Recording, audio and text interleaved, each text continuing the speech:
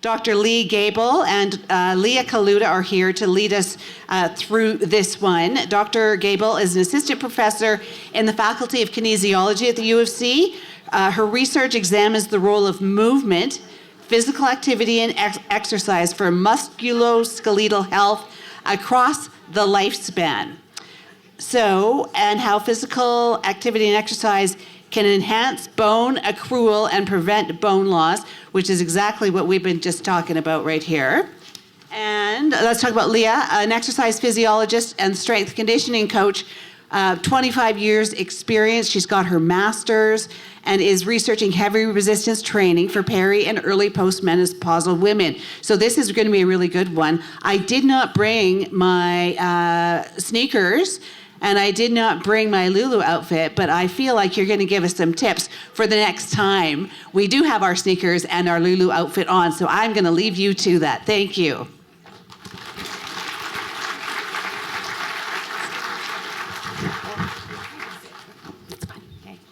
Hi, everyone. Thanks so much for being here. I'm really excited to talk to you today, and this should be a really good lead from Dr. Hintz's talk. My area of research is movement and exercise for bone health.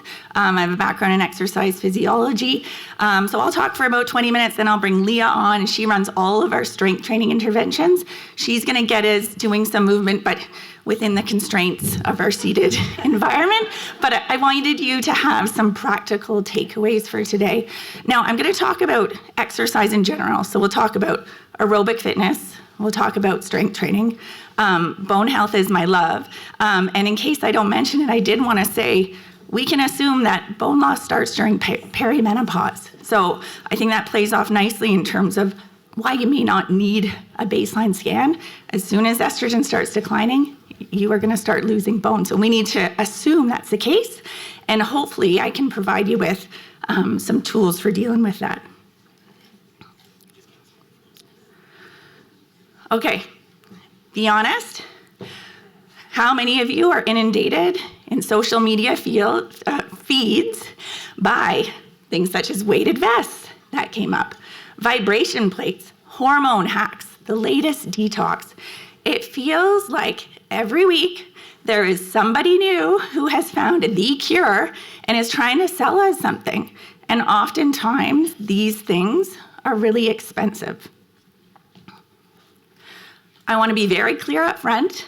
The problem isn't you for falling for these gimmicks. Women are not naive.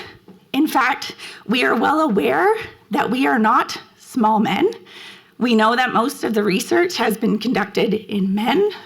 We know that women's health research is chronically underfunded, understudied, and undertaught. So when somebody comes to us and say, hey, your body's different, I've got the thing that's going to help, of course we are going to lean into that. So my plan today is to hope that I can help you go through the weeds a little bit and make some clarity of all these things that you may be inundated with. A couple weeks ago, a friend sent me this meme on Instagram, and it was this lady with her weighted vest on her vibration platform with her red light therapy, drinking some sort of green juice, and now that's all I get. Okay, so I get all this as well, but it is my job to be able to see through the weeds. Okay, first, I've got a really short clip of a video we're gonna look at from YouTube, and it's something that I hope most of you can relate to, so we'll just let them switch to the video. I can't sleep, I'm hot all the time, my moods are up and down, I burst into tears for absolutely no reason.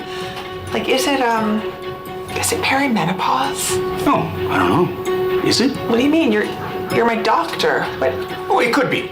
There's not really much research. I mean, who really cares, right?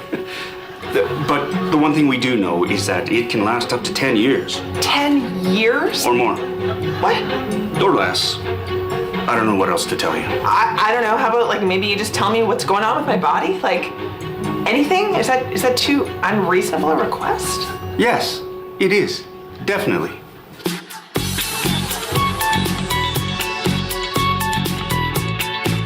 Great, thank you. Okay, Okay, so I encourage you to watch the full video. There's some expletives in the early part, but it's the Baroness von sketch show, and I think a lot of us can relate to this.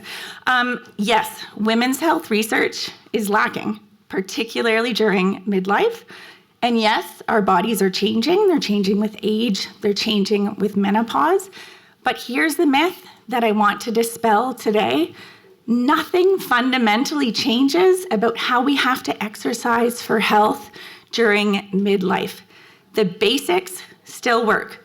Just because we're in midlife does not mean we need a rule book for exercise, despite what everyone is trying to sell you and tell you out there in social media.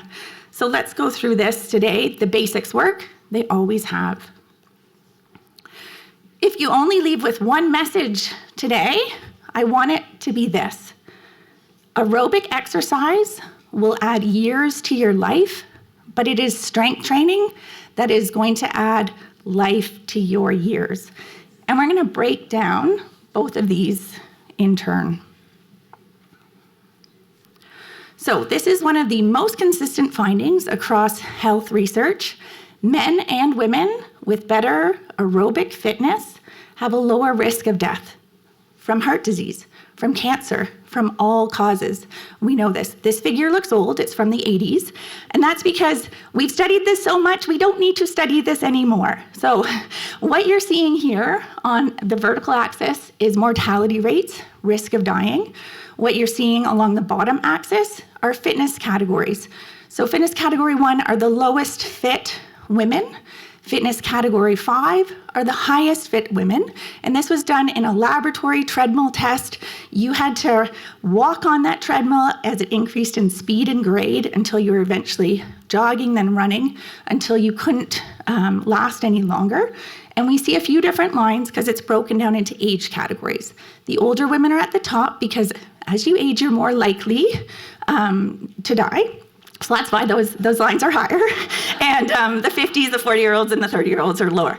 But what we see across all age bands is that as aerobic fitness increases, and this is the same for as you change or improve your aerobic fitness, your odds of dying decrease. And the biggest changes we see are going from that low fitness category to better fitness. There's not a whole lot of improvement or reduction in risk once you're already fit and you go to more fit. So it's really, how can we get you out of that low fitness category into a little bit more fit? So that's the research. Investing in your aerobic fitness is investing in a longer life. Now I'm going to show you some guidelines. These are not sexy. They are not as catchy as what you will see on social media. But these guidelines are based on the best available evidence in men and in women. So these are the Canadian 24-hour movement guidelines, freely available online.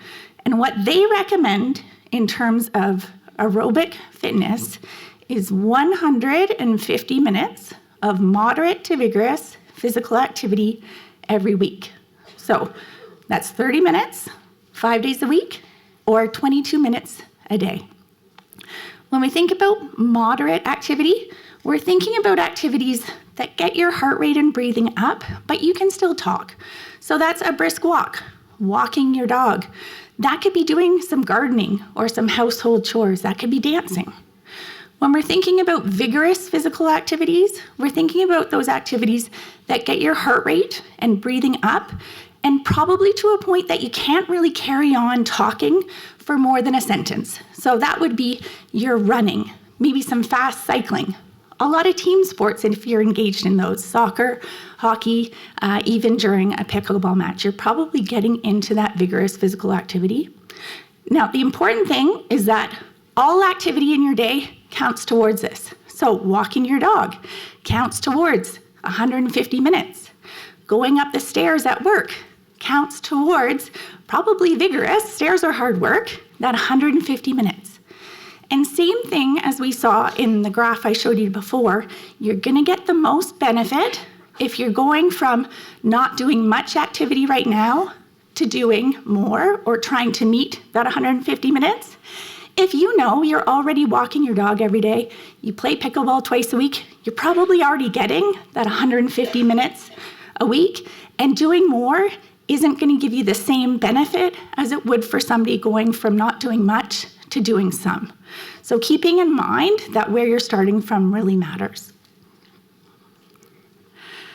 I want to talk about walking for a minute, because I hear from a lot of women that the recommendation from their practitioner for activity is to walk. So walking is good. All movement is good. I like walking. If you like walking, that's great. But I do want to talk a little bit about the nuance. I think walking is an excellent starting point. It can be a great gateway into physical activity. But if you can sing a full song during that walk, it is probably not intense enough for you to improve your aerobic fitness. Aerobic fitness declines as we age. So if all of that bucket of 150 minutes of your activity is a brisk walk and nothing more, and there's no strength training, which I'm going to get to in a bit, it's probably not intense enough to prevent the declines in aerobic fitness. And it is certainly not going to be enough to prevent the declines in muscle mass that we see with aging or in bone mass that we see with aging. So if you love walking, that's lovely, but I'd like you to think about how can you make that a bit of a faster walk, or how can you add some hills in there to get your heart rate up a little bit. People love targets and actual tangible targets, so I do want to talk about how we could use heart rate as a tool for giving us a sense of whether we're in that vigorous heart rate range. So we like to think of vigorous physical activity as being an activity where your heart rate is above 70% of its maximum. And we have a very simple equation to estimate what your maximum heart rate is. And that is 220 beats per minute minus your age. So if you were 50 years old, your maximum heart rate is likely around 170 beats per minute. 70% of that is 120 beats per minute. So if you are getting some of your physical activity into that range that is above 120 beats per minute, that is likely in that vigorous category, and that is likely in that category that would enhance your aerobic fitness. So that's a tangible takeaway in terms of how can I easily measure whether I'm in that vigorous zone. And a lot of us have watches on these days that will do that for you. So now what counts as physical activity? The guidelines tell us how much, but they don't tell us what to do. This is where you have full creative license. I love aerobic activity. What do you like doing? Anything that gets your heart rate up. Is it dancing? Is it pickleball? Is it hiking? Is it biking? Is it soccer? It does not have to be on a stationary bike or on a treadmill in a gym. It can be anything that gets your heart rate up. Even better if you can do it with a friend, because doing that with a friend ticks off your movement bucket, and it also ticks off your social bucket. So I want to give you 30 seconds. Turn to your neighbor. What movements do you actually enjoy? And in which ways do you find joy moving your body?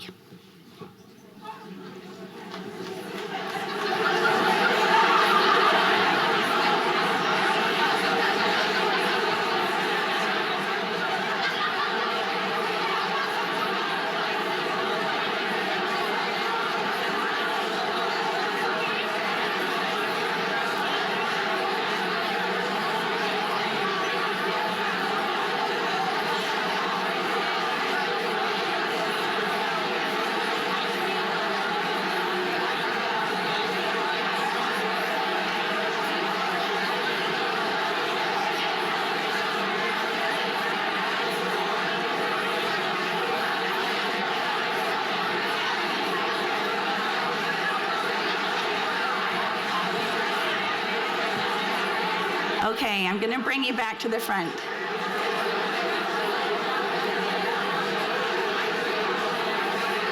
This is excellent. I'm hearing a lot. I heard a lot of dancing and movement.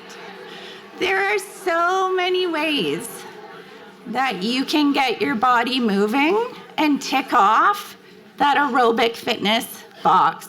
So think about, what do you like? Because you're going to keep doing what you like. Don't do something you don't like. There's so many activities out there. So finding something you really like to do. And really, if you can do it with friends, that'll make it stick. Okay, I want to switch gears now. We're going to go on to strength training. Okay, strength training. So this is about adding life to your years. So improving the quality of your life while you are alive. Most women don't strength train. I think about 80% of women do not do any strength training. So if you are currently doing any strength training, you are well ahead of the curve. You're already there. I want to acknowledge there are so many more barriers for women entering strength training than there are for aerobic fitness. I grew up in the 80s. I grew up in a culture where fitness wasn't necessarily a tool for health. It was a tool for losing weight, and it was a tool for thinking about fat. And that involved aerobic exercise and so many distorted images about what a good body image was and a thin ideal. So I know a lot of folks grew up in that culture where aerobic exercise was prioritized, and you may not have been introduced into the gym or the weight room at all. The other barrier, gyms are really intimidating. Weight rooms are intimidating. Like, there tend to be these male-dominated spaces. Like, why do I want to go in there in the first place? I don't know what to do. I don't feel comfortable there. It's almost like there's this invisible line between the cardio equipment and then the weight equipment. I can't step over it. So there are so many more barriers for women gaining entry into this, but I'm hoping that today you'll come away with understanding why strength training really is so important for adding life to your years. So just like we had that figure for aerobic fitness, we've got a figure here for strength. And this is something you may have heard of, that grip strength predicts mortality. So you are less likely to die if you are stronger. And this is data from females. What we're seeing is that the lower the curve, the lower your odds of dying. So the women who were stronger or had higher grip strength had less chances of dying than those women who had weaker grip strength. It's actually really hard to train your grip strength, but grip strength is a really good proxy for overall body strength. So that's why we tend to hear about it, and it's really easy to measure. So building your muscle mass and your strength is investing in a longer and healthier life. I'm bringing you back to these not very sexy Canadian guidelines. What they tell us about strength training is they want us to do muscle strength training activities at least twice per week that challenge the major muscle groups. Now, you'll notice that they provide no guidance about what that means or what to do. So I hope to give you a couple of takeaways. So I'm going to share a few results from the study that we've been running at the University of Calgary for the past few years, and that's called STOPM. It stands for Strength Training for Osteoporosis Prevention During Early Menopause. So we bring women in who are going through perimenopause or within the first 5 years of menopause, and we teach them how to lift, and we teach them how to lift heavy weights. This is a randomized controlled trial, so half the women were randomized to come to strength training. Half the women were asked to wait for 9 months, and then we offered them the program. So this was a 9-month program. They came in twice per week over those 9 months, and we gradually built them up and introduced them to lifting. Now, you might say I'm contradicting myself because I just told you in midlife we don't need anything different for strength training, and here I am offering this specific program to women navigating menopause. Nothing that we're doing in terms of the strength training, the exercise, or those principles differ because women are in midlife. The key is that they're in a social environment, small groups with people they can relate to, with shared common experience, and that gives folks the motivation to want to come back. They had to come to us twice a week for 9 months. They liked the exercises okay, like it was hard, but they loved coming because of the social connections they made, and they had that impetus to keep coming. So in the strength training intervention, we only did 4 strength training exercises each day. That's it, okay? So we did a squat, we did a deadlift, so it was a hinge movement, we did a vertical push or a vertical pull, and on the alternate day, we did our squat, our hinge movement, a horizontal push, and a horizontal pull. So only 4 strength exercises along with some balance and movement and breathing.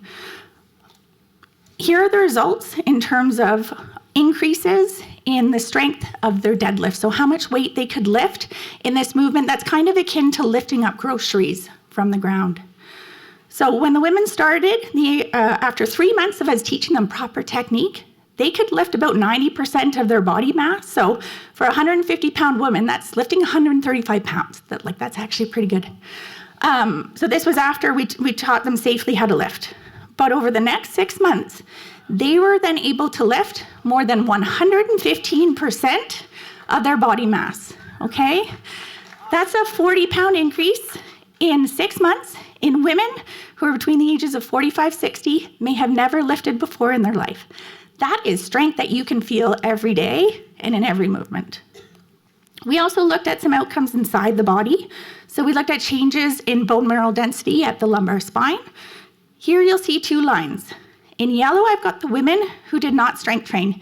These were the weight-listed control group. They lost about 0.5% in their lumbar spine bone mineral density. That's what we expect to see during midlife. But the women who were strength training, they didn't just preserve bone mineral density, they actually gained bone mineral density at the lumbar spine in a life period where we're expecting to see loss. Same with leg power in the women who didn't train, so they had to wait life as usual. They lost leg power, so how forcefully and high they could jump across the 9 months. But the women who were strength training actually improved leg muscle power by about 4%. So again, we're not just seeing preventing declines, we are seeing increases in 45 to 60-year-old women. They improve substantially. And then when we ask about quality of life, so how are you feeling today compared to 9 months before or compared to others? We saw that folks in the control group declined, as we'd expect to see during midlife, and that those in the intervention group actually had a 20% increase in their perception of quality of life. They felt healthier and they felt a whole lot more confident. So we're seeing these incredible improvements across the board in women who are beginning strength training during midlife. But I do want to provide a bit of nuance, as the idea of lifting heavy and lifting barbells is a bit intimidating and it's probably not accessible to everyone. This was a supervised program, supervised by Leah. So I want you to know the weight can be light, it can be medium, it can be heavy. It's not the weight that matters. What matters is your effort. So by the time you get to those last few repetitions, it should be feeling hard. You should have that feeling of fatigue in your muscles. So that can be with a 5-pound dumbbell. You're going to have to do that a lot more times, or it can be with a 50-pound barbell. You don't have to lift it as much, but it is not so much the weight you are lifting as opposed to the effort and the consistency of doing that over and over. So the same principles apply at any age, and you can get stronger with any age. So now I want to bring on Leah and give us a 5-minute movement break, and she's going to lead us in a few exercises for you to take home with you. All right, hi everyone. So seeing those women lifting really heavy is super impressive, but we did not start there. We started by building a foundation, and I want to give you some cues and some tips on what we did to start. So if you are able, I would love some participation. Can you all stand up? So the first thing we talked about was posture. Our bodies and our posture build the foundation for our movement. So if you ever took ballet or had a really strict teacher, they probably said, stand up nice and tall. So guess what we're going to start with? We're going to stand up nice and tall. My cues for this are a little different. I want you to think about having a string from your neck all the way to the top of your head, and I want you to pull that string up to the ceiling. This cue is what I call neck long, so neck nice and long. The next cue is keeping that chest or the neck nice and long. We're going to pull our chin backwards, so our ears are now over top of our shoulders. So we now have a neck long, chin tucked. Next, we're going to move on to the chest. I want you to think about pulling those collarbones nice and wide, opening up that airway. So we have neck long, chin tucked, chest wide. Our next one is ribs down, Sometimes when we do chest wide, we do this. That's not a good posture. So we could do chest wide, ribs down, and then hips nice and level with the ground. Feel this posture. Does it feel foreign? Yes. Yeah. Congratulations, this is neutral posture. This is what we like to build our foundation on in the Stop and program. The next thing we like to talk about is breathing. So breathing is the foundation of all movement. So I want you to quickly imagine you have a belt around your belly button. I want you to take a deep breath and fill that belt and all the way around. Belly goes out, ribs go out to the side, and air goes into the back. So quickly, neck long, chin tucked, chest wide, ribs down, breathe into the belly. This is how we create a foundation for lifting heavy. Relax a little bit. Okay, next up, we like to mobilize the joints. So without trying to hit your neighbor, we're gonna just mobilize our shoulders and our hips. So if you can, we're gonna take one arm all the way up. Try and keep that nice pretty posture. Bend your elbow and try and touch your opposite shoulder blade. Bring your arm up, come all the way back behind you, if you can, without smacking anyone, and bring your shoulder blade, your arm to the opposite shoulder blade. We're just 2 more of those. All the way up, bend, bring it up, behind, and back behind. Good. 1 more, all the way up, bend, up, behind, and down. As we do the other side, I'm going to talk about the importance of this. So this exercise here allows our shoulders to do what shoulders are supposed to do in all ranges of motion. They like to lift, they like to turn, they like to bend, they like to go behind and bend. So we're trying to mobilize those joints. Oh, I love that everyone's doing this. This is fantastic. Okay, next we're just going to mobilize our hips. So if you need to hold on to something in front of you or a super friend, your partner beside you, feel free. I just want to bring your hips in and out. In, so out and then in. Out and then in. Okay. Other side, out, in, 1 more time, out, and in. All right, shake it out. Once we've created a foundation, we've mobilized our joints, we can now go into some movement training. There's not much I can do here with the limited space, but we can do a little bit of squatting. So if you think that neck long, chin tucked, chest wide, ribs down, hips level, think about pushing your hips back and sit into your chair and stand back up. Sit down, stand up. 2 more, sit down, stand up. 1 more, sit down, stand up. Yeah! You can do squats absolutely anywhere. You're in the office, you can do 10 squats, walk around, do 10 more squats. This is a great way to build movement into your day. The next thing we like to do is what Dr. Hinz was talking about was impact training. So a good way to start this is do a calf raise, and then bring your heels down to the ground and a little baby squat. Calf raise, and we're being nice and gentle. Then to do more impact, we bring your heels down a little bit harder, little bit harder, little bit harder. This is a great way to start building impact and tolerance so we can build that bone. So this is how we start the impact in the Stop On program. Lastly, and then we'll move on, balance. We all need balance. That's huge for fall prevention. So hold on to a super friend or whatever's in front of you. We're going to stand on one leg. We get everyone to do this as long as they can. Now, if this is really easy for you, if I fall over, I'm sorry, close your eyes. Yeah. Okay, we're going to switch sides. Other side, nice and tall. Still thinking neck long, chin tuck, chest wide, ribs down, leg up. If that's really easy, close your eyes. You can practice this single leg balance anytime you want. I have a lot of participants say, I do this while I'm brushing my teeth. These are simple things that you can add in every single day to start building that foundation so we can start adding load. Thank you very much. Thank you, Leah. Now, I'm just going to round this out with a couple final slides. We've talked about aerobic fitness. We've talked about strength training. Leah's given you some practical movement advice. Now, how do we make change? How do we add more movement to our life? And how do we make that stick? This is a slide shared by my colleague, Dr. Nicole Coulos-Reed. And they like to think about move goals. So when thinking about goal settings, the M stands for motivation. So I'll read this out and you just think about what this means to you. So move.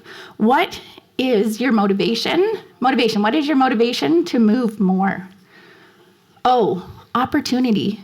What opportunities can you find in your daily life to move more? Is it at work? Is it at home? V for value. If you move more, what value does it bring to you? Physical, mental, other. And finally, E is for enhance. What will moving more enhance for you? Now, we're on our way to goal setting. So when we talk about goals, we want them to be specific. I'm going to strength train 2 days a week in the morning, and I'm going to do these 4 exercises, a squat, a hinge, and a push and a pull. Self-monitoring. It's not about perfection, but it's about giving you feedback. Okay, this morning thing is not working for me. I got to change my time that I'm going to exercise. Education, we're doing this right now. When you know that aerobic fitness is about intensity, when you know that strength training is about effort and consistency, that'll encourage you to keep doing it. Action planning, who are you doing this with? When? Where? Use that big social bubble to your advantage. It will stick more if you're accountable to someone else. Can it be with a group? Can it be with a friend? Even just telling a friend that you've got this new goal is going to help you keep it stick. And then last, life is always going to interfere. So kids get sick, parents get sick, work explodes, you travel, so plan for it. What are you going to do when this week goes sideways on you? So I'd like to give you one last reflection point, 30 seconds. What are 2 things you learned or will take away from this talk? And what is one small action that you are going to try? Posture. You can talk to a neighbor or you can think in your head. I'll give you 30 seconds to chat. Yeah, you can shout it out too, sure. Posture for Leslie.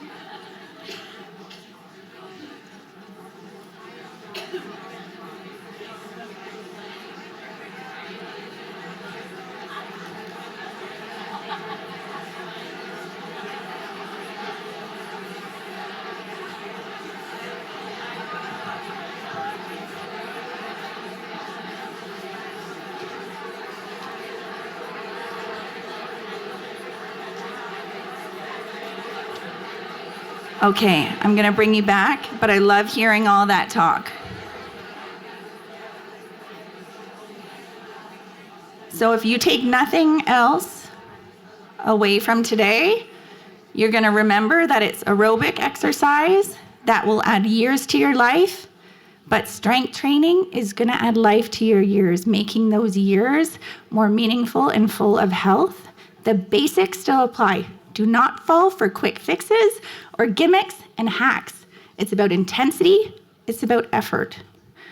And last, I think it's really high time that we reframe aging, and particularly midlife, not as a decline, but an opportunity to actually get stronger, not becoming frail, but becoming stronger.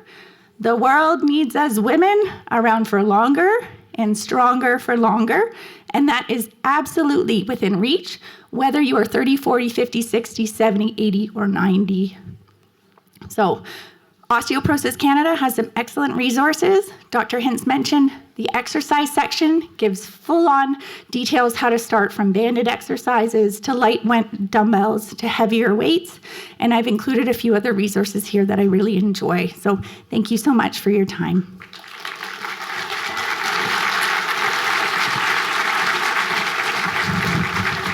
Fantastic. That was a good one, hey? And it made it seem, I think, a little bit less intimidating. Because who's an irregular exerciser? Is. Am I? I don't, am I? Because if you're on any sort of exercise journey, you know that you get to a point where if you have 17 minutes, you will use it to work out. Like, you get to a point where you'll do anything to try to get that workout in, and that workout certainly is going to vary, you know, depending on life stages. I was wondering if you could give us a squat, hinge, push-pull. A demonstration? Yeah, would you mind? Perfect. So we already went through these the squat. So Again, standing up nice and tall, and just sit down in your chair. That's all a squat is just sitting down in your chair and standing up. Okay. A hinge is picking up your laundry basket Oh, good. Okay. and picking it up. So then we still want that nice long posture and bending down. A push is like if you're in the gym, a bench press or a shoulder press. In daily life, pushing and opening doors Yeah.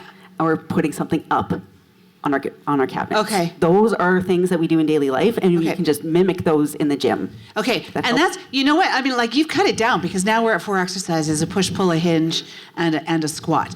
That is eminently doable, I think.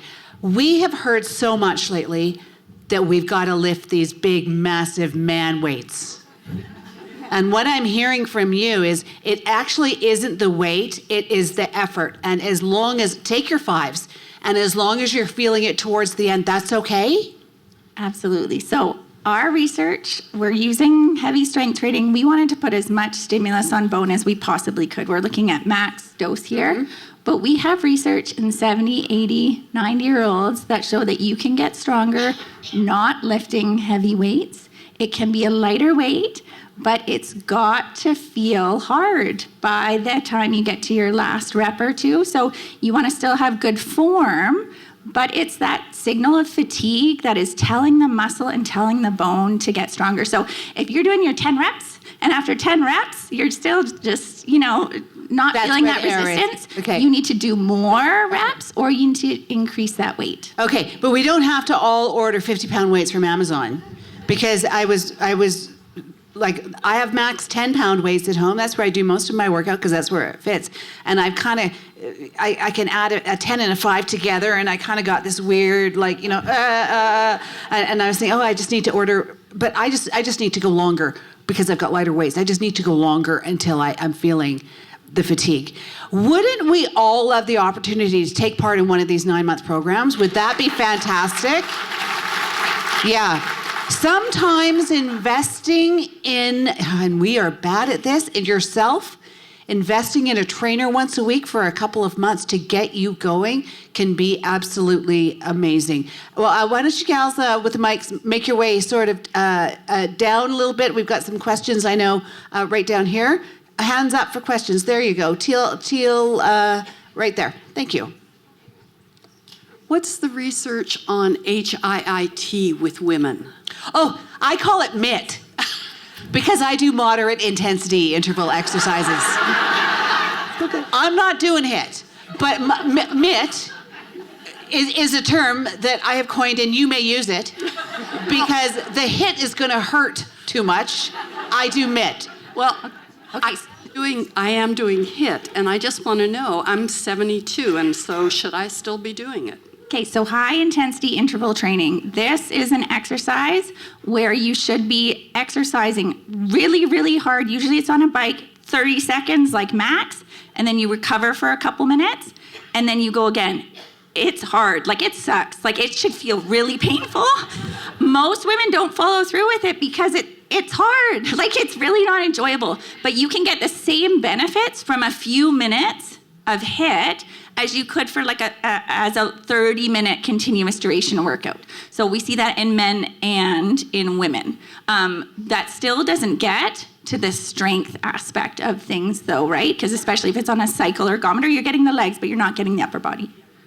So you have to combine your HIIT with something else. If we're going to do that walk with a friend or whatever, and throw a few hills in. Just don't keep it steady. Throw a few hills in so that you challenge, right? Yeah, if you're capable and you love your walks, that would be a really good way to make it harder. Okay, make it harder, because life's hard already. And she wants us to make it harder. Go ahead. One thing that I think was missing from this presentation, it was excellent, but was the importance of protecting your pelvic floor as you're Hey, doing, pelvic floor physio's coming up right next. as you're doing weight training, because high impact and heavy weights push down on your pelvic floor. At the same time that you're doing all these things, you should be protecting your pelvic floor by doing Kegels and tightening and strengthening those muscles, not letting that be vulnerable, because when you're pushing down on it, it'll make it worse. Well, we're going to ask Alana next. She is the pelvic physio, so she's going to have some tips on that for us. And I think what you're trying to say to us is don't let it be as intimidating as it sounds.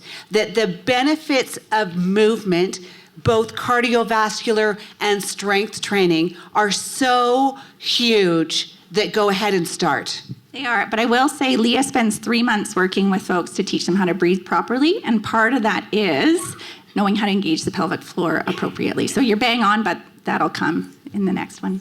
And the posture thing, fantastic. Okay, we're going to move on to Atlanta. Quickie.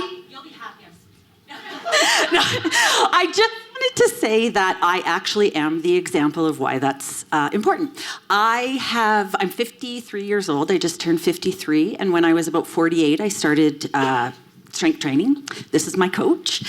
And I am currently down 105 pounds. And I feel like, even aside from the weight loss, I really, truly feel that I have found the fountain of youth. Yeah. Like, I feel younger, not like I feel obviously physically better, but like emotionally better. I'm a better mom, a better wife, better person, better friend, all of those things. And it really, weight training was it for me. That's what I started with, was the weight training. And it's been phenomenal. And you say there's no magic pill. Yeah. It is the magic pill. Yeah, there's your magic pill right now. And you know what? Also, menopausal rage. Really, this is currently my reason for exercise, and your reasons change. But currently, menopausal rage is the one. Thanks to the ladies. We're going to move on to Alana.